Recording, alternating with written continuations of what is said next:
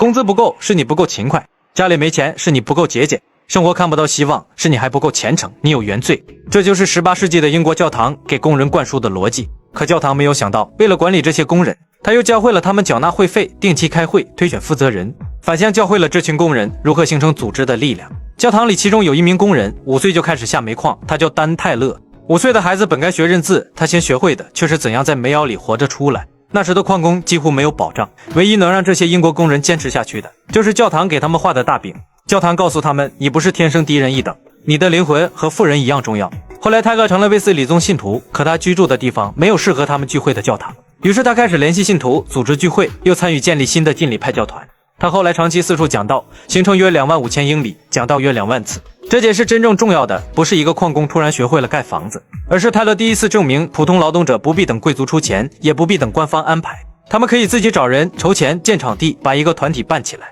而在当时的英国，泰勒并不是个例。泰勒生活的时代，英国正站在一道门槛上，门的一边是乡村手工作坊和按季节安排的生活，门的另一边是不断加深的煤矿、扩张的纺织业以及越来越拥挤的工业城镇。过去很多人虽然不富裕，但生活还扎在熟悉的村庄、行业和人情关系里。到了18世纪，市场迅速扩大，越来越多劳动者开始依靠工资、订单和零工生活。换句话说，彼时的英国，过去那套活法正在消失，而新的活法却没有给普通人留下多少安全感。这时，教堂进入了工人的生活。英国官方教会离很多矿工和手艺人很远，非国教和卫斯理宗的传教士却走进矿区、村庄和纺织城镇。卫斯理宗强调勤劳、节俭、守时、自制和服从，但现实却告诉他这么做似乎无法改变生活。这正是英国宗教最深的矛盾，它一方面让工人忍耐现实，另一方面又告诉工人他们拥有尊严，甚至去把希望放到来世。后来马克思对于宗教有一个非常精准的判断，他说宗教是人民的鸦片。工人走进教堂不是因为他们不关心现实，恰恰是现实太难改变。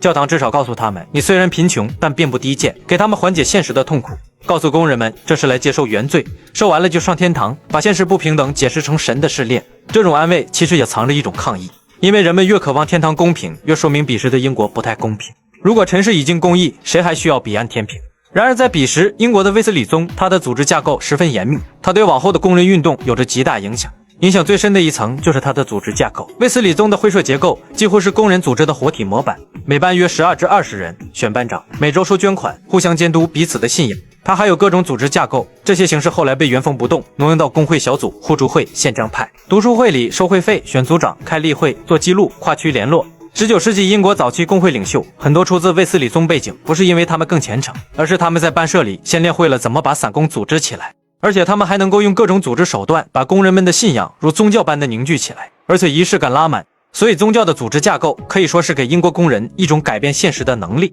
这一点非常重要，因为组织的学问与能力放在英国18世纪以前，这门手艺被贵族、乡绅、国教牧师垄断了几百年，直到卫斯理宗班社才把它卸到矿工和女工手里。18世纪初，英国国教已经是一套庞大的官方体系，问题是这套体系主要扎在传统教区里。随着矿区、工厂和新兴城镇不断扩张，人口开始流动，很多矿工、织工和手艺人离开原来的村庄，人已经搬到新地图。官方教会的服务点还停留在旧版本。1729年前后，英国国教牧师约翰·卫斯理、他的弟弟查尔斯和一批牛津学生开始定期祷告、读经、探访监狱和救济穷人。卫斯理真正厉害的地方不只是会讲道，而是特别会搭组织。各地信徒先组成会社，会社下面又分成更小的班和小组，成员定期见面，汇报生活，互相监督，也缴纳少量费用。随着规模扩大，又形成巡回区，由传教者在不同地方来回活动。1744年，卫斯理召集传教人员举行第一次大会，讨论教义、纪律和组织事务。地方小组、巡回区和年度大会被连成一张全国网络，而很多的具体事务并不是职业牧师处理，而是交给普通信徒。